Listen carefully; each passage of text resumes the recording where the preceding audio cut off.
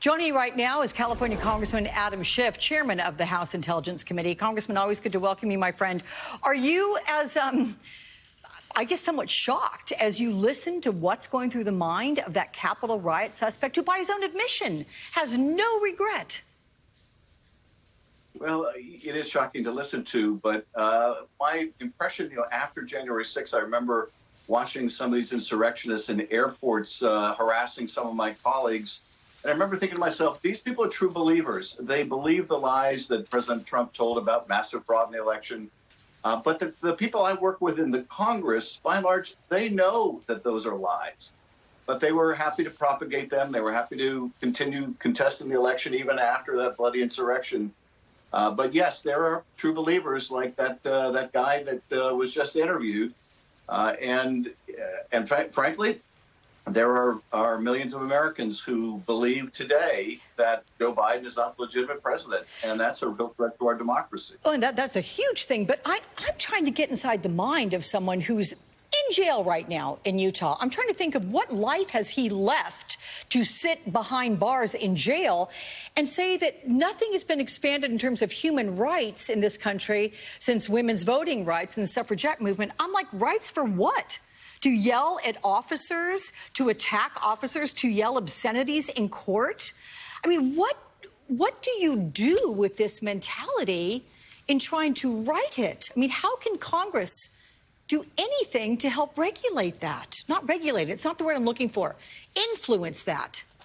Yeah. Well, I think we have to understand it better, which is one of the reasons why we've been pushing for an independent and bipartisan commission to look into what motivated these people to come to the Capitol, how much organization was behind it, how much money was behind it, and what do we do about this in the future? How do we protect our Capitol? How do we protect our country? The U.S. Capitol was not the only Capitol that's been the subject of, potential violence. Mm-hmm. You had that in the Michigan State Capitol and elsewhere. And so I think, first of all, better understanding what was motivating these people, better understanding how they were incited in these attacks, and also pushing back against, the continuing effort to lie about the election, to claim there was massive fraud, to justify the unjustifiable. These are all things that I think we need to pursue in Congress, but outside of Congress as well. Well, so to that exact point, in a call last week, Speaker Pelosi listed 4 possibilities after Republican senators blocked the creation of an independent commission to do exactly what you're saying, investigate the Capitol riot. Viewers can see these 4 different options on the screen there. Do you have an idea as to the best path forward? And I'm just curious, what are Republicans afraid of by not supporting getting to the bottom of what exactly happened? Well, the best path forward would be a bipartisan, really a nonpartisan commission. When you look at what the 9/11 Commission did, and this legislation is modeled after that, its conclusions had wide buy-in from the American people because it was a very nonpartisan effort, because there were very credible chairs and vice chairs and members of that commission, and it did a thorough and diligent job. That's what we want to do here. But I think what the Republicans are afraid of, the reason they don't want an objective look, is that it will likely cast criticism on those who are propagating lies about the election, and they feel some complicity with that. And they should feel complicity about that if they were engaged in part of that big lie. So, look, I understand the reluctance, but when you look back at 9/11, initially the Bush administration didn't want a 9/11 commission because they thought that it would be critical of their preparations before 9/11 and what they did or didn't do to prevent 9/11. But it didn't stop us from doing it. The victims demanded it, and the victims here are demanding it too. So that's the best alternative. But look, the Republicans have a different agenda right now. They're in state capitals all over the United States, using the big lie to go further and to cut off access to vote by new Jim Crow laws. Yeah, that's where they're coming from. And so if we can't get their cooperation to establish this commission, then we'll need to investigate it on our own in Congress. Well, here is something that investigative reporters have gotten a hold of from the New York Times, and they report that in Donald Trump's final weeks in office, his chief of staff, Mark Meadows, repeatedly pushed the Justice Department to investigate unfounded conspiracy theories about the 2020 presidential election. This is according to some newly uncovered emails that were provided to Congress. What new layer does this add to the effort to undermine the election results? How serious is this direct link to the Oval Office and Donald Trump? Well, it's very serious. And, I served with Mark Meadows, and I know him reasonably well. And, this is tragic what people allowed themselves to do in the service of this unethical president. And to, from the White House, be urging the Justice Department to engage in bogus investigations, either to gratify the president's ego or, even worse, to actually try to overturn the results. This is the president's chief of staff. We have the president's former national security advisor, Mike Flynn, openly opining about why we can't have a coup like in Myanmar. We have the president and other supporters saying that somehow he's going to be magically reinstated in August, which is nonsense. But these are leaders, former leaders of the country that were engaged in this kind of conduct. And with respect to Meadows, it's again another assault on the independence of the Justice Department. They shouldn't be having those contacts about any subject that implicates the president. But the fact that he was doing it to try to overturn a U.S. election shows what an anti-democratic party the Republican Party has become. Anti-democratic, anti-truth. They have essentially forsaken one of the most important norms there is, and that is a peaceful transfer of power after a presidential election.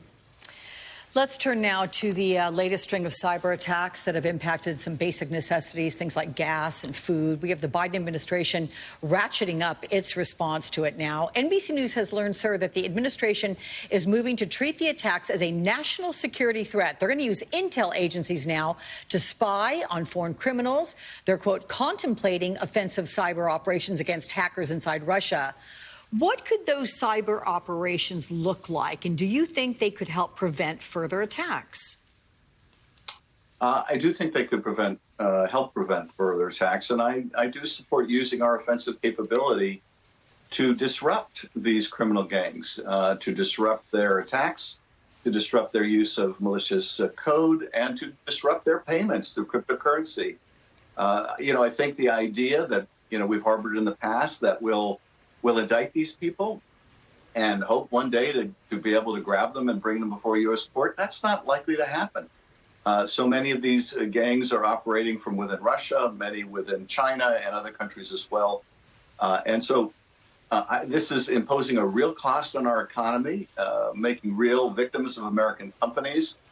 And these cyber criminals often have a synergistic relationship with their host government, whether it's the Russian government or the Chinese government or the Iranian government. And we need to hold those governments responsible as well and require them, I think, to indemnify the losses. So then when President Biden meets with Russian President Vladimir Putin, it's the bilateral summit scheduled for June 16th. How does he confront these cyber attacks? What do you think he should say to Putin? Well, I think this is going to be at the very top or near the top of the agenda. And I think he needs to tell Putin that he understands that these criminal gangs are operating with Putin's blessing. They're operating with impunity as long as they don't go after Russian industry and Russian companies. And that Russia is making use of these hackers, also can tap them as a resource, the Russian government. And that the United States is going to push back hard. And we're going to hold Putin and the Kremlin accountable for these attacks because they could do something about them to stop them, but they're not. And so they're complicit. And we will impose costs on Russia. And we'll use whatever capabilities we have to protect our people and our companies. So the Washington Post is reporting that Trump and his allies tried to distort history of pandemic while casting Fauci as public enemy number one. We saw this line of attack at yesterday's North Carolina GOP convention. What's behind this attack, and why now when things are looking pretty good in this country, or at least going strongly in the right direction? Well, this is, part of the attack on truth by the Trump administration and Trump's GOP. Science is really quintessentially about a search for the truth. And they wish to try to rewrite this portion of history because hundreds of thousands of people died under Trump's incompetent watch. all of the mixed messaging on wearing masks, all of the dysfunction around producing the tests and rolling out the tests, the whole kind of Trumpian worldview that if you don't test people and they don't find a virus, therefore the virus doesn't exist. Look, Fauci is speaking out about that, about the mistakes we made and how costly they were. So no wonder they're going after Fauci. And yes, they do want to rewrite history, and they want to make the pandemic response some kind of a glorious success when we had among the worst responses in the world. Part of it is trying to resurrect Donald Trump, trying to help a campaign in 2024 and whitewash his record. They've done this or tried in so many other areas. They're trying on the insurrection to make it like a normal tourist day, and they're trying to rewrite history on the virus as well. There is an FBI investigation, as you know. It's underway into Postmaster General and Trump ally Louis DeJoy. And this all centers on campaign fundraising at DeJoy's former business. It's called New Breed Logistics. A spokesperson for DeJoy says he's aware of the investigation, but he's always been scrupulous in his adherence to campaign contribution laws and has never knowingly violated them. What's your reaction to this report? Well, look, if the allegations are true, it's very serious because it sounds like tens of thousands or maybe hundreds of thousands of dollars of corporate contributions were made that violate the law. And they were done by getting employees to make contributions, then reimbursing them with bonuses. If that's true, that's a very serious violation of our campaign laws.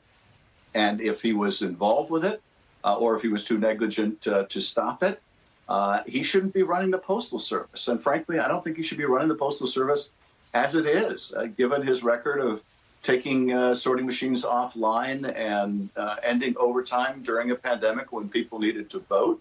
That cast a real question about whether those ballots would be counted. So, look, I don't think he should be there to begin with. He has had conflicts with his private business. And this is just one more reason why I think we need change of leadership at the Postal Service. All right. Well, my friend, California Congressman Adam Schiff, it's always good to see you. Thank you so much for spending part of your Sunday with me. Appreciate it. Thank you.